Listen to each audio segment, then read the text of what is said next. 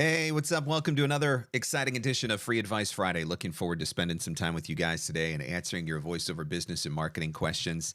Uh, Lots of stuff to discuss, lots of questions to ask and get answered, I'm sure. And that is what I am here for. Also, happy to talk about Voiceover Marketing Playbook. Voiceover Marketing Playbook is available now through September 21st. That is my flagship marketing program. And if you've got questions about that, I'm happy to answer questions about that as well. But what can I help you with? What would you like to talk about related to the business and marketing side of voiceover? What is going on right now? What are the things that you're dealing with? What are the things that you are trying to figure out? What are your business struggles, your marketing struggles? I'm happy to address all of those things. I had the opportunity earlier this week to speak to a voiceover meetup group. And I always enjoy doing that. And by the way, if you run a voiceover meetup group and you would like to have me come and speak to your group, reach out to me, Marc and marcscottvoiceover.com. Let me know. I'm happy to do it. But I had the opportunity to speak to this group earlier this week. And one of the things that I talked about in the very beginning, I was fortunate enough when I was starting to grow my voiceover business that I was doing it in what I would refer to as the glory days of online casting. So we're going back, I want to say 2008, 9, 10, kind of in that area. And at that point, there were a lot of voice actors that were making decent money on online casting. The jobs were plentiful. There certainly wasn't as many people participating on the sites. There was no such thing as multiple tiers. It was pay one rate, get access to everything. The rates on the sites were certainly better in those days. And so there was a lot of opportunity to build some great clients and establish some great relationships and book some great voiceovers. And so I had the good fortune of being a part of that. And that was, we'll say, the catalyst for my voiceover business. That got me the extra spending money when I was working in radio. And for those of you that work in radio, you understand what I'm talking about. You need a little bit of extra spending money when you're working in radio. And it started me down this path of thinking, like, maybe there's something to this voiceover. Maybe that's something that I could explore. Maybe that's something that I could ultimately turn into a long-term career. But around that same time, probably getting closer to 2010, 2011, in that area, I definitely started seeing a shift in online casting. And I started seeing a shift in the behaviors of online casting. I started seeing a shift in the project quality of online casting. I started seeing a shift in the number of people who were participating in online casting. And so there were two things going on at my head at that point. The first thing going on in my head was, I am too reliant on somebody else's business. So at that point in time, if Voice 123 decided that they were shutting down, my business would have shut down with it because I was exclusively reliant on Voice 123 for my work. That is not a good place to be. You cannot build a business exclusively on the back of somebody else's business. So that was the first thing that I realized was I'm not setting myself up for long-term success if I'm too heavily reliant on somebody else. The other thing that I started to see was, if there are all these clients who are coming to this casting site and they're posting their jobs on this casting site, then it stands to reason that there are a lot more people like them out there. They're just not coming to the casting sites. So how do I find those people? That was the question that I was asking myself. So if there are video producers posting corporate jobs on 123, if there are instructional designers posting e-learning jobs on 123, how do I find the video producers and the instructional designers who are not posting on Voice 123? And how do I establish a direct relationship with those people? So that was the other question that I was asking myself at that point. And that is when I made the decision to start trying to figure out how to connect with these people directly. I don't know about you, but for me, the fewer steps that I have to take to get to an end result, the better. The fewer steps that I have to take to get to an end result, the easier it is. And so casting sites become a middleman. And wouldn't it be so much nicer? I'm thinking from the client perspective, wouldn't it be so much nicer to work directly with the talent and not have to deal with the middleman? So that was when I started thinking, I got to figure out how to reach out to these people. I got to start figuring out how to contact them directly. I got to start figuring out whether or not they're interested in having direct relationships with voice actors. And can I build a business that way so that, going back to the first point, I'm not so heavily reliant on a casting site or some other platform for all of my work. So my marketing journey really began around that time. And I sucked at it. I mean, I was so bad. I didn't have a clue what I was doing, but I was figuring it out as I went. I wasn't letting the fact that I didn't have a clue what I was doing stop me. I guess part of it's you don't know what you don't know. And at that point, I didn't know anything, but I didn't know that I didn't know anything. So I just thought I'll try. But over time, I did get better. And over time, I started to figure out, here are more efficient ways to find leads. Here are better ways to write emails. Here are better strategies for using tools like social media to help to grow my business. Here are things that messages that seem to resonate with clients. I started to figure all of this stuff out, and I started compiling all of this stuff. And some of it was compiled through my blog that I wrote at the time. Some of it was compiled through notes that I was taking as I was growing my business. And some of it was, ultimately, a lot of it is what was compiled into what is VoiceOver Marketing Playbook today. So if you are at a point in your voiceover journey where you do not want to be so reliant on casting sites and agents, or maybe you're not making any money through casting sites and agents, and you would rather be able to have direct relationships with buyers that you can build a business with, then you are going to have to learn how to market. There's two ways that you can go about that. One way that you can go about learning how to market is doing all the things that I did in the beginning. I listened to a ton of podcasts. I watched a lot of YouTube videos. I read a ton of books. I did night school courses in entrepreneurship. I did third-party classes, like, buying online courses from people who taught marketing. I attended a marketing conference and learn strategies at a marketing conference. You can do all of those things and you will get there.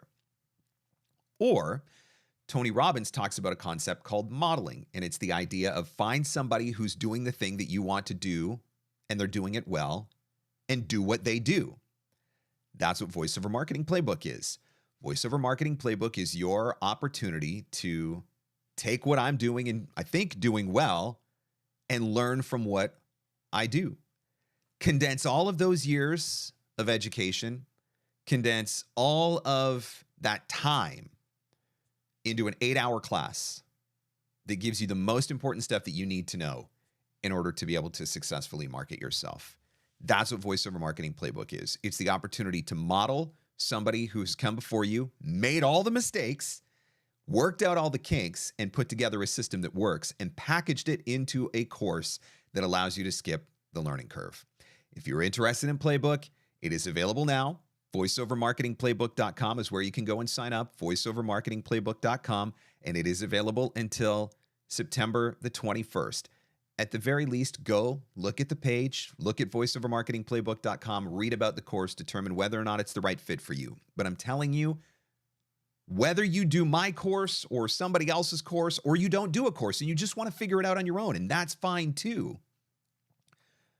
I just want you to understand the importance of direct marketing.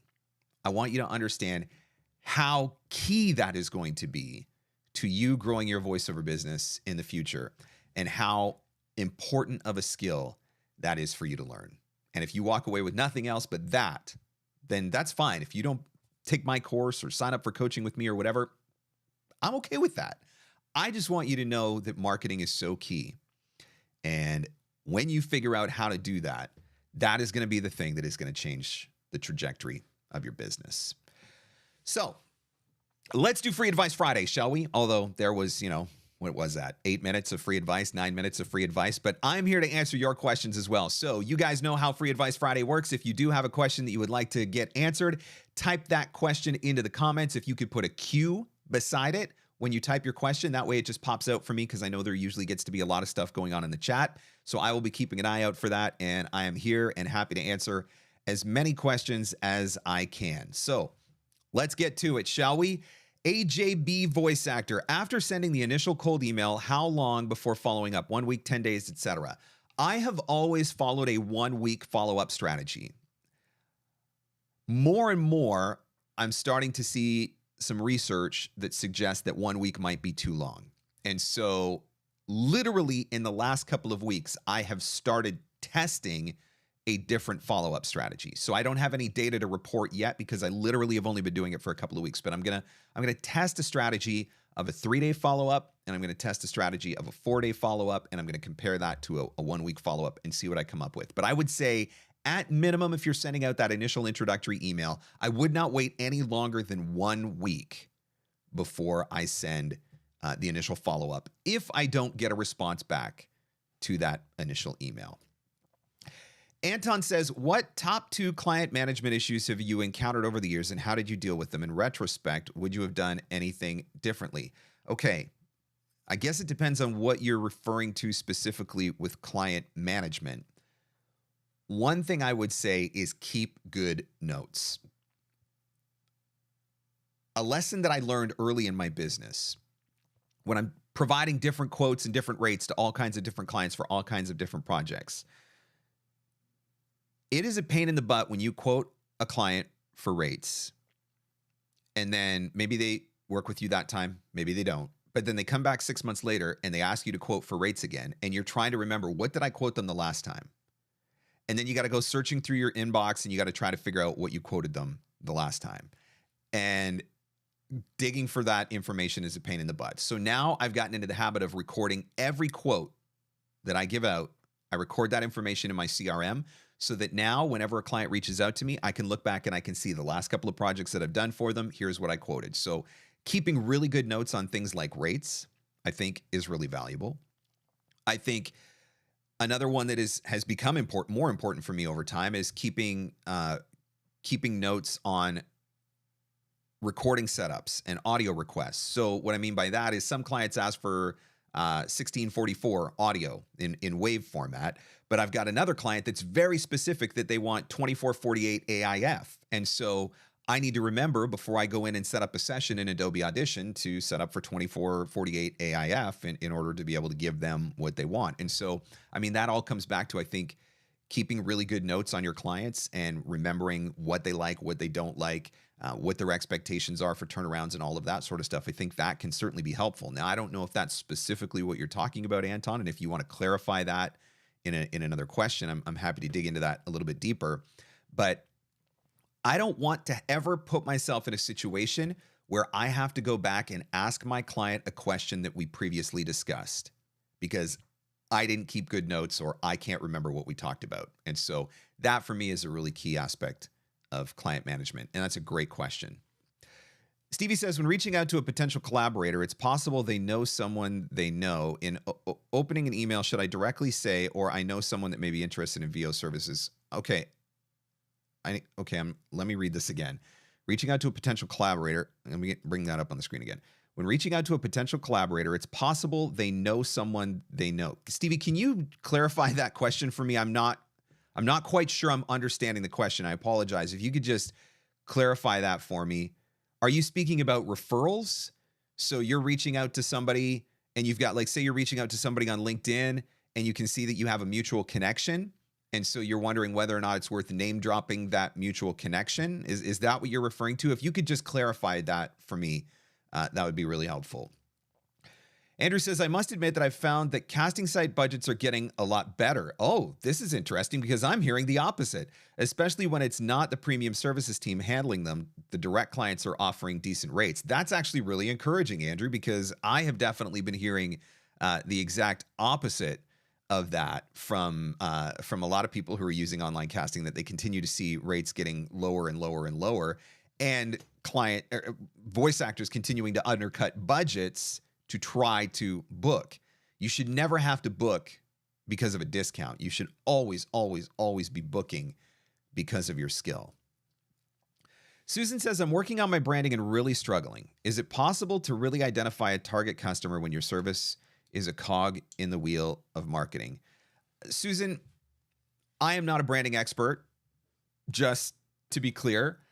So I probably have limited value to offer to the conversation of branding. And I am the first to admit that I have still never fully identified my own brand.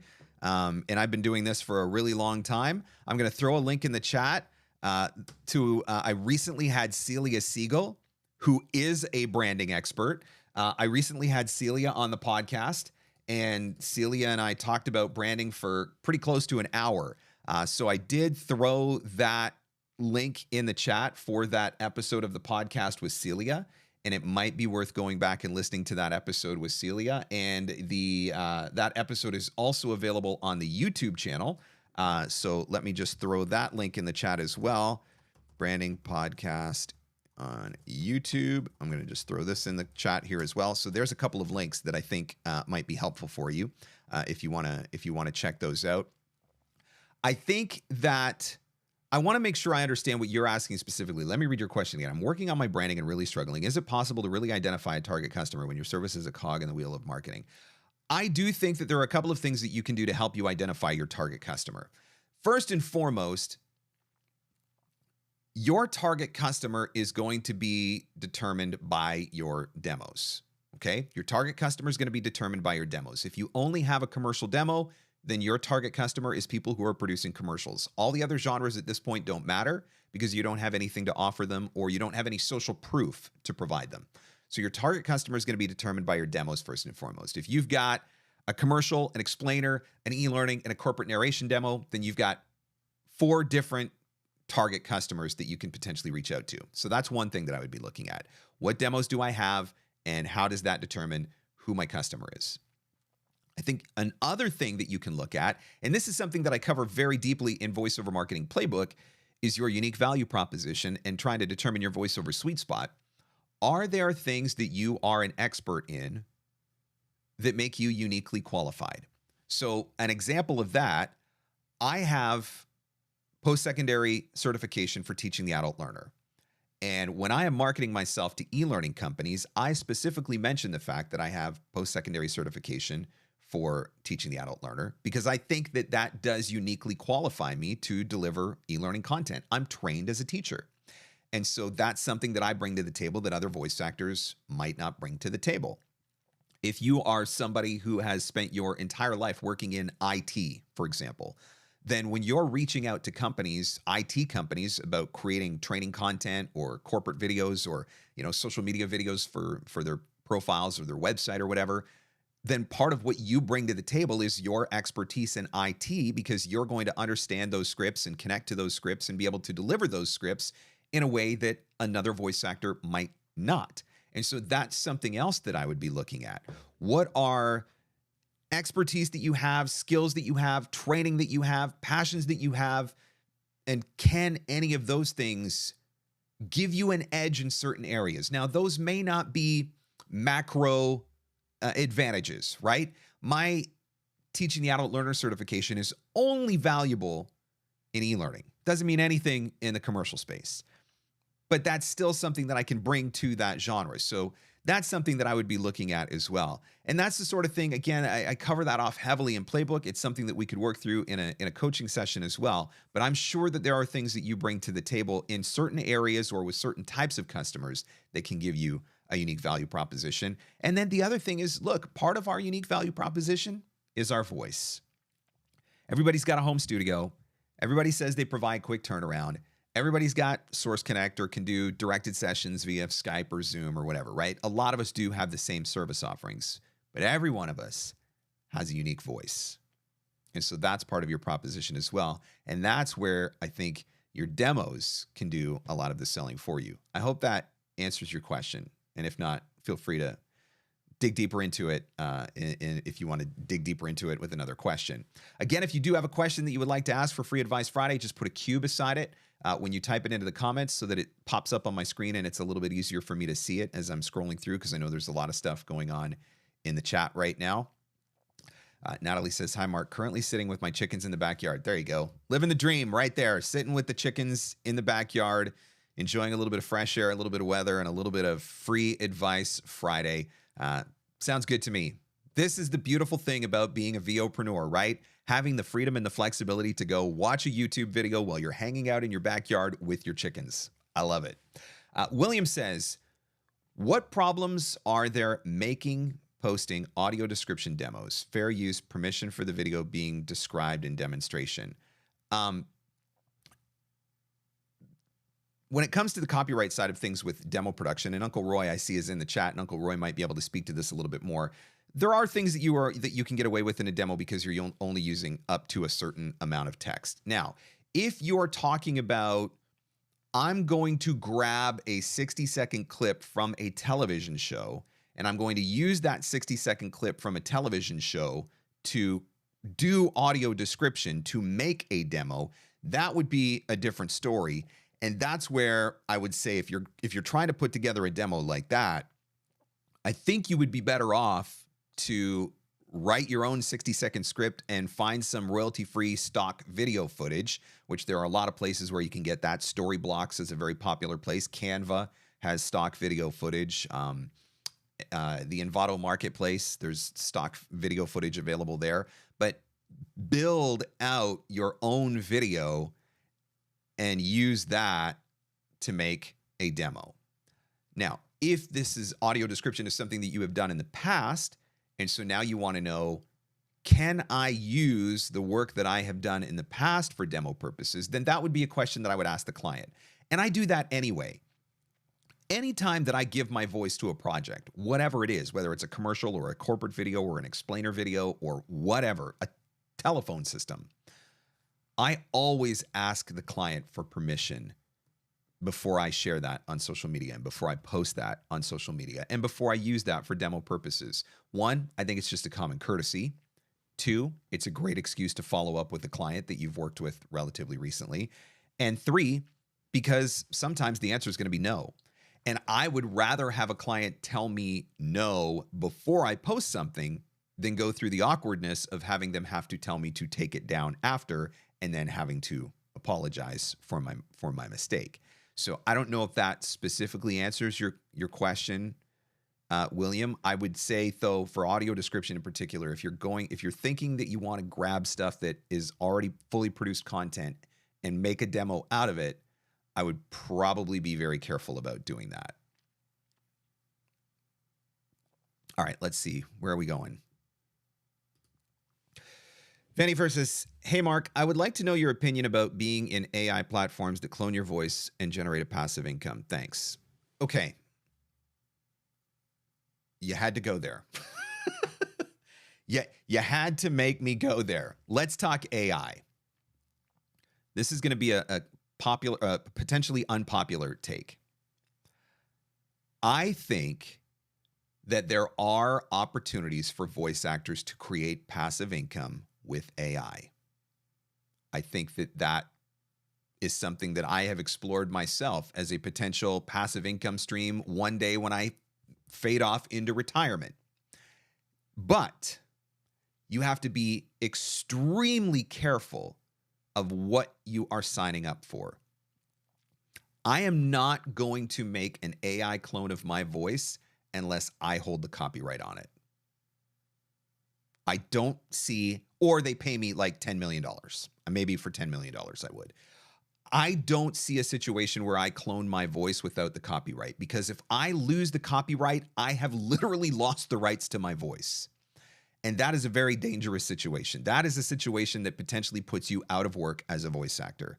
If you make an AI clone of your voice, and that AI clone of your voice starts being used for whatever, commercials, corporates, explainers, e-learnings, audiobooks, you name it, and that AI clone creates a series of conflicts for you that prevents you from being able to do other work with your actual voice in your actual voiceover business, then you're danked.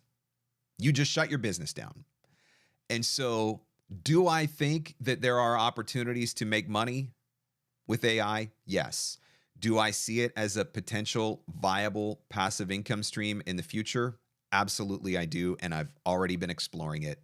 And I do have an AI version of my voice that I haven't done a lot with yet, but it exists. But I hold the copyright on it. I decide where that voice gets used. I decide if that, what types of clients, what types of jobs. I get final sign off on the rates, and I can ultimately pull the plug on it if I choose to pull the plug on it. If you can get that, then it's worth exploring. If you can't get that, then I would be very, very cautious of what you sign up for. Natalie says, do most voice actors who book national spots still live in LA and New York? Absolutely not. I don't think so at all. I think that was something that had shifted a while ago, but I think that Source Connect shifted it even further. The rise of the home studio, Source Connect, IPDTL, even Zoom, and I do directed sessions on Google Meet. I think that voice actors across the country are booking national commercials. Now, are there exceptions to that rule? Sure. If you're with a highly reputable LA agency, chances are they want you to be based in LA anyway. And so commercial work that may be coming through them is probably getting booked by LA talent. But I live in Canada. Shh, don't tell anyone. I see national commercials all the time from agents. And I don't think that the vast majority of them are being booked that way anymore. I think that that's probably, if you can say that there's a good thing that came from the pandemic. I don't know if I can say that. YouTube's probably going to shut down my video now. But the acceptance of the home studio, I think that shifted a lot in 2020. And that opened up the door for a lot of voice actors living in a lot of different places to get access to a lot of different jobs that they may not have previously had the same level of access to. That's what I think. And maybe I'm wrong, but I think probably there are a bunch of people watching this live stream right now. Somebody in here has probably done a national commercial and probably doesn't live in LA. Grant says, how do you niche down in direct marketing to clients when there's conflicts of interest in representing competitors in the same market? Do you just work with local markets for brick and mortar? Okay.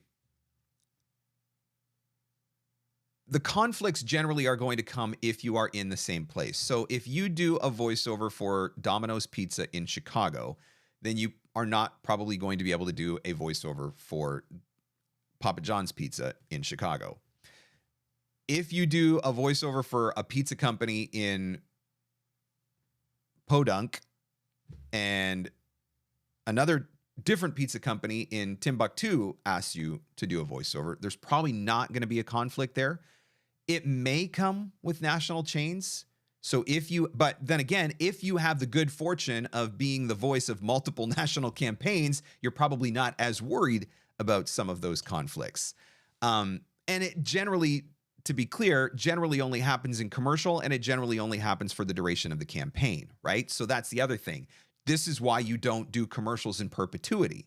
Because if you do a commercial for a company and it runs on a 12-week cycle or a 13-week cycle, 13-week cycle is a little more, it's such a random number, but it's always been 13 weeks. But anyway, if you do a commercial on a 13-week cycle, once that 13-week cycle is expired, your conflict technically is over unless they decide to re-up. And if they re-up, you should be getting paid again.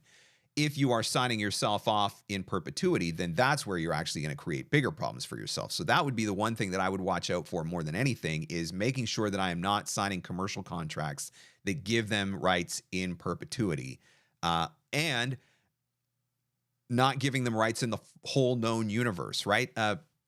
A furniture store in a small town in Kentucky does not need global or international or universal or galactic broadcast rights to your voice because they're a furniture store in a small town in Kentucky. And so that's why you push back against things like in perpetuity and worldwide usage and all of those sorts of things. That's one of the ways that you actually protect yourself. Thanks for coming to Free Advice Friday, guys, by the way. Let me tell you about the latest episode of the podcast. Jon Ferrara, CEO of Nimble. offering up tons of tips on how to get the most out of Nimble and CRM in general, but also giving a lot of really great information just on relationship building, which relationship building is so key to marketing. Relationship building is so key to growing your business. And so that new episode of the podcast with Jon Ferrara is fantastic. So much good information shared. I asked him to give his best piece of advice to a voice actor or solopreneur or VOpreneur. Brilliant advice. I wrote it down. I'm going to save that one for later. So that new episode of the podcast with Jon Ferrara is available on the YouTube channel. You can watch the video version if you'd like on the YouTube channel, and it is also available wherever fine podcasts are given away for free. And you can listen, of course, as always, at VOpreneur.com. So make sure you check that one out. And just to give you an idea of what's coming up on the podcast, Celia Siegel was last week. If you haven't listened to that episode yet, it was amazing. Everett Oliver, I had the good fortune of interviewing Everett earlier this week, and we talked about a lot of stuff. And that interview, I'm actually in the process of editing now, and that is going to come out next Thursday. And then I'm going to be speaking with Aya Mariamu of Celia Siegel Management. She's with the VO Chateau, and she is the person that is responsible for a lot of the political stuff. We were actually supposed to record last week, but she said, Mark, I'm going to a conference, a political conference in a couple weeks, and I'm probably going to learn a whole bunch more stuff. So could we postpone the interview until after I do this political conference? And I was like, of course, why not? So that one is going to be coming out here in a couple of weeks as well. So if you've been thinking about political voiceover, let me just say that there is probably going to be a crap ton of money to be made in political, particularly if you are in the United States in the next several months. I think there's probably going to be a lot of money to be made there. So really looking forward to talking to Aya and digging into that a little bit more and hearing what she has to say, because I'm sure that she is going to be sharing some very, very valuable insights. So again, the Everyday VOpreneur podcast, subscribe wherever you listen to podcasts. It's on Apple Podcasts, it's on Google, it's on Amazon, it's on Spotify, all those different places. It's always on the website at VOpreneur.com, and the videos are on the YouTube channel as well. Guys, if you're enjoying Free Advice Friday, if you are learning things, if I've answered one of your questions and been helpful to you, could you just do me one quick favor? Could you hit the like button for me? Make sure you subscribe to the channel as well so that you are always getting notified when I am going live for Free Advice Friday. That way you'll never have to miss out on an opportunity to hang out and get some free advice on a Friday. All right, let's see. What else do you want to talk about? Don't be shy. Ask your questions. Type them in the comments. I'm keeping an eye out. William says, didn't know about royalty-free video. Thanks, Mark. Yeah, there's a lot of stuff like that. Now, look, story blocks, for example, one of the ones that I mentioned, you will have to pay a small fee, like a monthly fee to get access to the platform, but then you get access to thousands of clips that you can ultimately use. It's the same thing with Canva, right? I pay for Canva Pro. I get access to their entire video library. With Envato, I think you can probably buy individual clips if you want to buy individual clips. So there's a lot of different places where you can go. Royalty free, to be clear, doesn't specifically mean free. It just means royalty free. So you may have to pay a small fee for the rights to use it, but you're not going to have to pay royalties for using it on an ongoing basis. And there are a lot of different places where you can find and get access to royalty-free video clips. Stevie says, as a lead, I reach out to may know someone who can use my services. Is it worthwhile to directly say, or if you know someone, or better not to say that and hope they connect? Okay, so I think I understand the question now. So you're reaching out to a person to offer your voiceover services, and you're wanting to know if it's worth saying, by the way, if you can't benefit from my voiceover, if you happen to know someone who can, would you be willing to make a referral, an introduction, a connection? And is that question a question worth asking? And I would say yes, absolutely. That could be something that you put as a PS in your marketing email. When I'm reaching out to a company that has more than one contact, and I'm not 100% sure if I've found the right person, I will often put that note in my email. By the way, if you're not the person who is responsible for voiceover at this company, would you mind forwarding my information to the person who is? You've got nothing to lose by asking that question. And so that is absolutely something that I do. All right, guys. What else is going on? What else do you want to talk about on Free Advice Friday? How else can I help you? Let me see what's going on here. Sean says, what sessions will you be doing at MAVO? Yes, a shameless plug. I am doing a mastery session, which is called From Search to Send. So that is, I believe it's a 3-hour session. And correct me if I'm wrong, Sean. But I believe that is a 3-hour session. And in that session, I am literally going to walk you through step by step from the initial Google search to finding the company, to finding the lead, to finding the email address, to composing the email, to sending the email, to putting them into my CRM, and to scheduling follow-ups. So from search to send, I'm going to walk you through step by step that entire process. So there should be no more questions or confusion about that, how that aspect of things work. And so that is the mastery session that I'm going to be presenting at MAVO. If you want to get signed up for that one, From Search to Send. And the other one that I'm going to be talking about is how to get over social media FOMO. There are so many social media platforms out there, and it is really easy to get overwhelmed by that. It is really easy to feel like I should be on every single one of those platforms, which is not the case. And so we're just going to talk a little bit about social media FOMO and how to choose the platforms that are right for you. And that is a general session that I'm going to be presenting. So anybody with a MAVO ticket can show up to that one. But if you would like to do the search to send session, that one is an extra purchase. So you can find that information on the website. Sean, hang on a second. I know it. Mid-Atlantic. I'm putting it in I'm searching it up right now. Mid-Atlantic voiceover. Let's do this really quickly. I'm searching. I apologize. I feel like I should already know this. Okay, here we go. MidAtlanticVO.com. MidAtlanticVO.com. If you have not signed up for MAVO yet, there's the website. Sign up for MAVO. Once you get your ticket to MAVO, you will be able to sign up for some of the other sessions that are going on. Some amazing speakers this year, by the way. Val's put together an incredible lineup.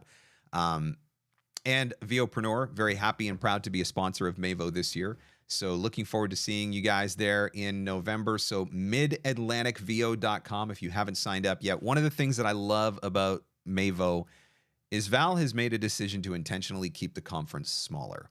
And so by intentionally keeping the conference smaller, she gives attendees greater access to the presenters and the presenters greater access to the attendees. And so it's nice to be in a room where, there might only be 10 or 15 or 20 people, and I can answer more questions and serve more people in that way. And so I love the fact that she's been very intentional about keeping it a little bit smaller. I think she's done a great job of that and just done a great job with the conference in general. So check that one out. I think it's a conference that everybody should check out. Adrian says, hey, Mark, please could you remind me, if I want my lead generation assistant to send me e-learning companies, what did I have to be specific about? Thanks again for your information. Okay, so when you are doing searches in e-learning, there are a couple of things that you want to watch out for e-learning companies, because there are e-learning companies who create e-learning content. And that could be that they create e-learning courses, e-learning programs, custom e-learning training, bespoke training. There's a lot of different words that they will use. But there are also companies who create software, LMS, learning management software, learning management system. Companies who create the software don't typically create the content. And so you want to make sure that you're vetting your leads to make sure that you're reaching out to the right people. There are also some companies who just have pre-created courses that they sell. And so they may not necessarily be creating content either, because they may be resellers. And so there is a little bit of research that has to go into vetting an e-learning company to determine whether or not they're a good fit. And I would take that one step further and say, when you're reaching out, the job title that we're generally looking for is instructional designer or e-learning developer, but that's a very broad job title. And so there are instructional designers and e-learning developers who create narrated e-learning courses, but there are also instructional designers and e-learning developers who create textbooks, for example. There are some who create the curriculum that teachers use in class. And so even when you're reaching out to those people on an individual basis, you want to try to vet a little bit. And so one of the things that I like to do is add modifiers to the searches like multimedia or video to see whether or not those types of words are mentioned. And that can sometimes help me to vet those leads a little bit more appropriately. Uncle Roy says, let's all meet up at MAVO. Woohoo! 2 weeks till the barbecue, by the way. Uncle Roy's barbecue. Sean did say he put the link in. I'm guessing you put the link in the chat there, Sean. It's okay if you want to throw the link in the chat for MAVO. Put it in. Put it in.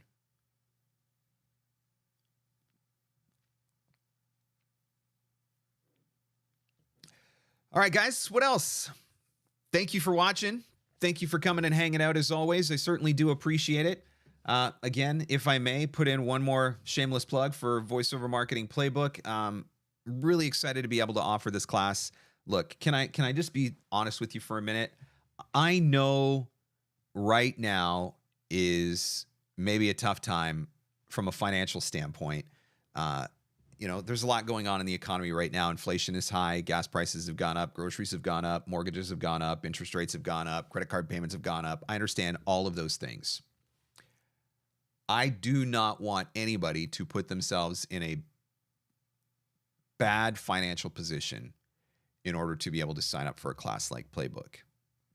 That being said, if you have the means to take a course like this, I would not sell this class if I did not believe that you were going to earn significant return on your investment.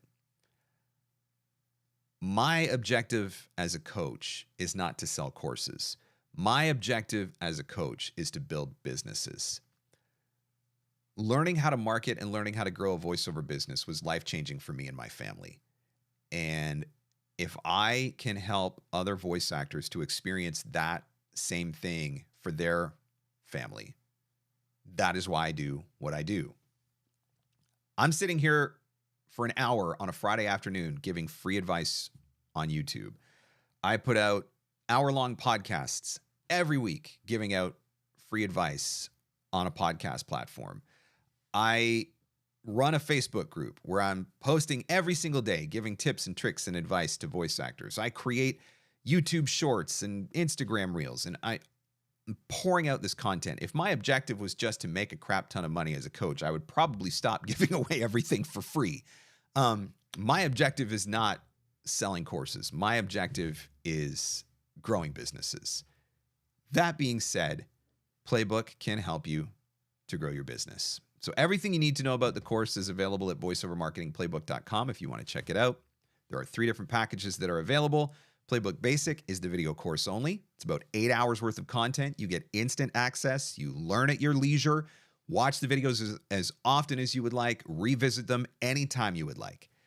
Playbook Plus is the entire video course plus 1 hour of private coaching, which you have a year to use.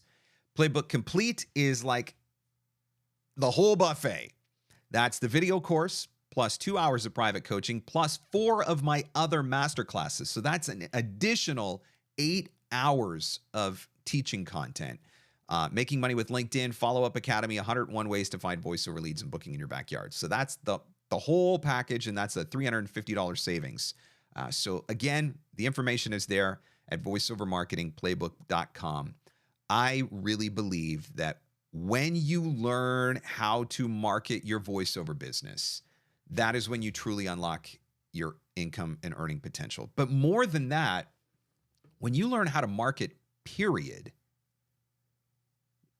those lessons, those principles, those strategies, those tactics that you understand can be applied to anything.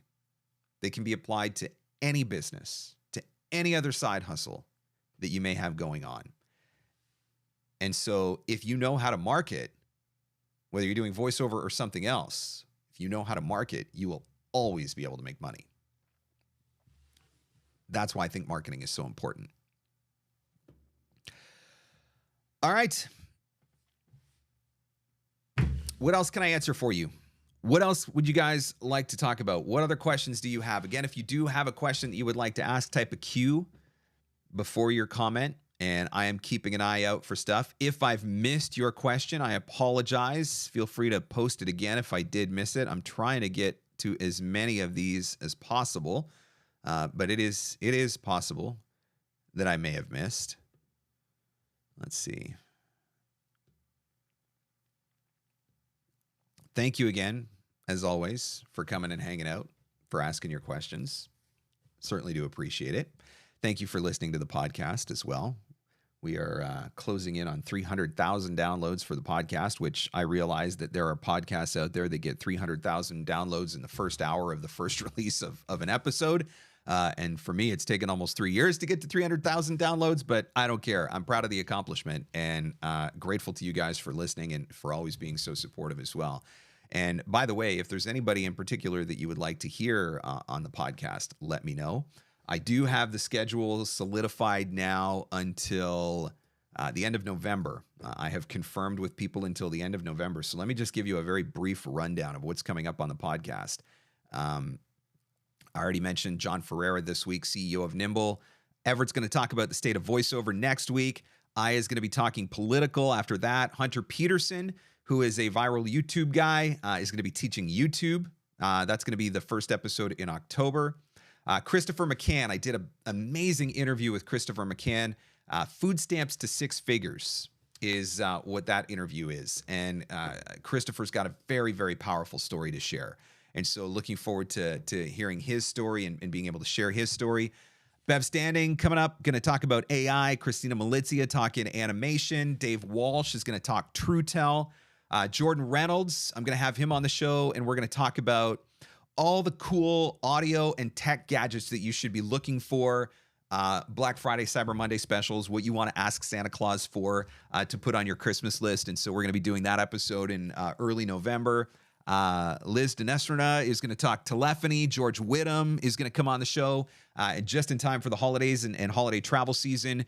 George is going to be talking about travel rigs and making sure that you've got everything set up so that you can record from the road while you're visiting your family for the holidays or whatever the case may be. And Sean Pratt, I've confirmed as well for talking audiobooks. And so those are all episodes that are coming up on the podcast. So a lot of good stuff coming very soon. Uncle Roy just put in a comment, 1027. Yes, Uncle Roy will be joining me on Free Advice Friday. And that is going to happen on October 27th. So he's going to be live with me here on YouTube, taking your home studio questions. And that has already been posted on my YouTube channel. If you go to youtube.com/@VOpreneur, youtube.com/@VOpreneur, I actually recently changed the handle of the YouTube channel. You will be able to see that. Let me just pull this up very quickly. So if you go to the YouTube channel, and you can see here, upcoming live streams. Hunter Peterson is going to be joining me live to answer your questions about YouTube. So you are not going to want to miss that one. And again, Uncle Roy there, he is coming up to do your home studio questions. And so you can actually see here, if you go to the YouTube channel, get notified. Click that button right there. Click the notify me button, and you will be notified when those live streams happen. So there's a few different things coming up, and I'm working on some other stuff for live streams for guests for Free Advice Friday as well. So keep an eye out for some more announcements to be made for Free Advice Friday. All right, Grant says, any specific websites we should be looking to land auditions from to build our resume before applying to agencies? Okay, Grant, this is a really good question. I do think that it is important that you've got a decent portfolio before you reach out to agencies. Agents want to know that you're bookable before they are interested in signing you. Agents want to see that you can actually do the thing. So having great demos is the first step, but having some work under your belt, definitely the second. So where does that leave us? If you're trying to build your portfolio, there are a lot of different online casting sites that are out there. I will say that not all casting sites are created equal. So some of them I think are really good. Some of them I think are okay. Some of them I would avoid like the plague. The ones that I would avoid like the plague, I am not going to mention because I am not interested in getting sued. But I do think Bidalgo is a really great online casting platform. You are not going to see a ton of jobs posted there, but the jobs that are posted are going to be of good quality. Armin does a really great job at not only vetting the talent that he allows on the site, so not just anybody with a credit card can sign up. You do have to be a professional voice actor, but he also vets the projects and makes sure that the rates are always fair.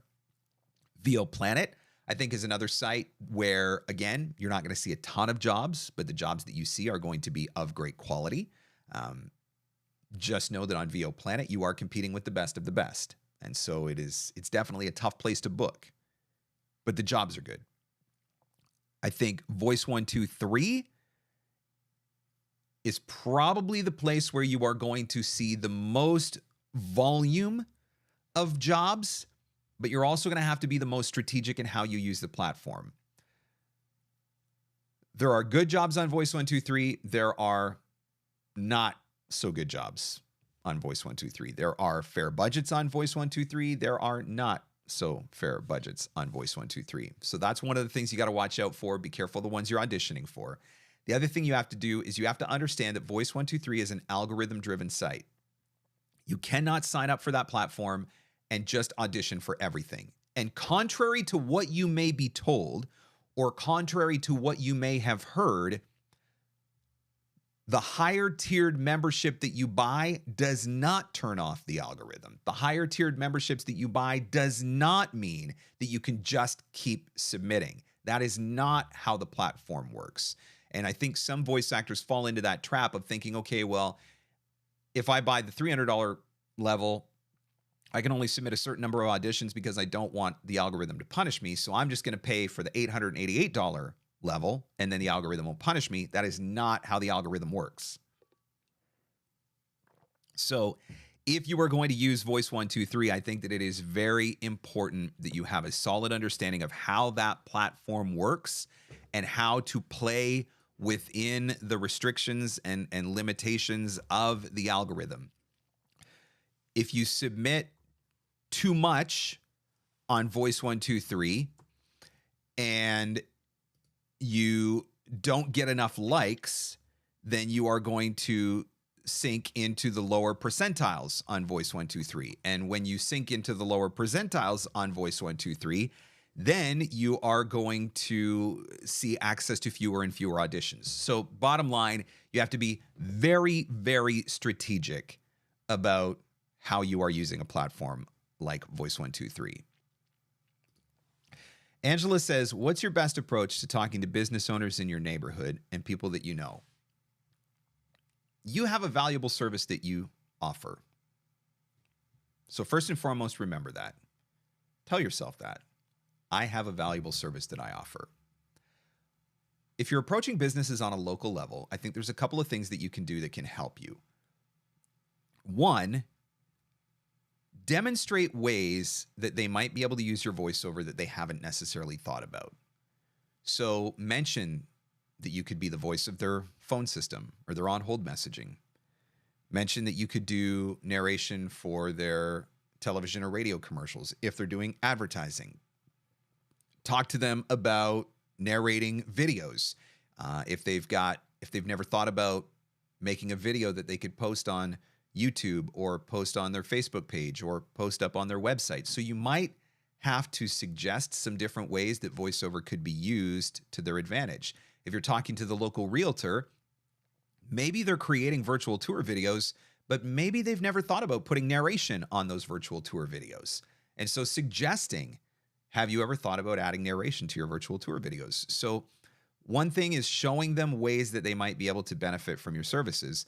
The second thing that I think is worth having in your back pocket is a good relationship with a production company, because maybe you sit down and you have a conversation with a local business and you suggest the idea of creating a video for their social media and that you could be the voice for the video for their social media. And they think that that's a really great idea. And then they're going to say, okay, well, how do I get that video produced? Well, if you're not a video producer, you don't want to be like, that's where you want to be able to say, well, actually, let me put you in touch with so-and-so who does the video production. He could speak to you about getting that video created, and then I can team up with you guys to provide the narration. And so then you're creating a win-win-win, right? You get a job, the video producer gets a job, the business owner gets a great video that they can use for their marketing. And so I would say those are two things that I would take into consideration. One, make sure that you have the ability to demonstrate different ways that they might be able to benefit from using your services. And two, have that video producer in your pocket that you can refer. You scratch my back, I scratch yours. All right, guys. Anybody else have any other questions? Anything else that we could talk about on Free Advice Friday? Again, thank you so much for coming. If you've enjoyed the show, would you do me a favor and hit that like button? Please and thank you. Pretty please. Thank you for your questions, for your comments, and hit the subscribe button as well so that you'll always get notified whenever I'm going live on YouTube, so you never have to miss one of these broadcasts. I can tell you right now, I will not be here for Free Advice Friday next week. I've got family coming to visit. My dad is coming in from Nova Scotia, provided he's supposed to fly out this weekend, and now there's a hurricane coming to Nova Scotia this weekend. So provided he can actually fly out of Nova Scotia, he's supposed to be here next week. And so I will not be doing Free Advice Friday next week, but you'll always get notified, as I mentioned, whenever something is going on. And when you subscribe to the channel, you'll be able to see the upcoming schedule as well. So make sure you check that out. All right, what time is it? I got time for one or two more questions. I don't know if I've missed anything. Andrew gives a thumbs up for Bidalgo, reaffirming not a lot of jobs, but when they come, they're stellar. And that is for sure. I've always found that the rates are fair. The jobs that I have booked on Bidalgo in the past, and I have not been active on the site for a couple of years, just full disclosure, but the jobs that I booked in the past were always really good quality jobs. And some of those clients I'm still working with today. And so that's the other nice thing about it as well. Let's see. Guerrero says, what's been updated from last year's Playbook Complete? So Playbook actually went through a full, complete overhaul for this year. So it's Playbook 3.0 now. I redid the whole entire course from start to finish and relaunched it in April. So Playbook 3.0 went online, totally redid the whole entire thing and added probably about 2 extra hours of content were added from Playbook 2.0. From the full overhaul in April until this September release, the only thing that has been updated thus far has been the module on Twitter/X, just to highlight some of the changes that have taken place on that platform. But Playbook, just one other thing to mention, if you sign up for Playbook, when you sign up for Playbook, I hope you'll sign up for Playbook, you do always get access to the updates. And so I do my best to keep the course updated consistently. And whenever that happens, you will always get access to those updates. So I'm not going to try to sell you the same course all over again. Let's see. Do 2.0s have access to 3.0? Yes, absolutely. Like I said, you always have access to updates. There are people who signed up for Playbook 5 years ago under the original Playbook 1 who have got full access to Playbook 2, and now they have full access to Playbook 3.0. So yes, once you sign up, you will always have access, whatever the updates are. Genevieve says, my husband is from Nova Scotia. It's going to be a very interesting weekend down there. My sister and brother-in-law and my dad live on the Bay of Fundy in Nova Scotia. If the hurricane gets a little crazy at high tide, that could make things very interesting at their house. I was actually there a year ago. I flew in just before Fiona hit, and so I got to experience Fiona in Nova Scotia, and that was a really interesting experience. And so the irony of it, my dad is flying from Nova Scotia to here, and my mom is flying from here to Nova Scotia, and they're both supposed to be flying crisscross when the hurricane hits. So we'll see whether or not they make it, or their flights get changed or delayed or whatever. It could be a very interesting weekend. Eric says, is corporate demo important to open the door to agencies in the US, or are real projects done also away? Most agents in the United States, actually, let me just clarify. Most agents, period, probably aren't doing a lot of corporate bookings. That's not to say that there's not some agents who are, because I do have one that periodically sends me corporate stuff. Primarily, agents are focused more in the broadcast genres: commercial, promo, TV narration, things of that nature. That being said, having another tool in your toolbox, like a corporate narration demo, is never going to be a negative. It's never going to be a bad thing. Most agents, and again, I can't speak for all of them. I'm not going to speak across the board because different agents have different policies. Most of the agents that I have spoken to want professionally produced voiceover demos. And those professionally produced voiceover demos are one of the ways that they vet talent, because they've got so many people who are applying to be considered for the agency roster. They have to have a way to narrow the pool down. And so one of the ways that they narrow the pool down is by requiring professionally produced demos. And some of them will even pay attention to who the actual producer is. And that can play a role in whether or not they'll consider you. So I would say, if you are thinking that you want to do corporate narration, or you're thinking that you would like to submit to an agent, I think waiting until you have that corporate narration demo done so that you've got one extra thing that you can submit, I certainly think that would be to your advantage. All right, guys, I got to wrap this one up. Thank you so much for joining for Free Advice Friday. If you came in late, the replay will be available on the YouTube channel. I will go back through and add chapter markers, although I got to jump into the booth because I got a voiceover that I got to do here in a minute. But I will get chapter markers added, and you'll be able to come back and see, jump to specific parts of the video where specific questions were asked and answered. The full Free Advice Friday archive is here on the YouTube channel as well. So again, make sure that you subscribe. You can get access to all of that content. There's a lot of content, a lot of very helpful voiceover content on this channel. So make sure you check it out. Thank you so much for watching. Thank you for coming and hanging out and asking your questions. As always, I absolutely do appreciate it. As always, whatever you decide to do this weekend, have fun, stay safe, and go find some leads.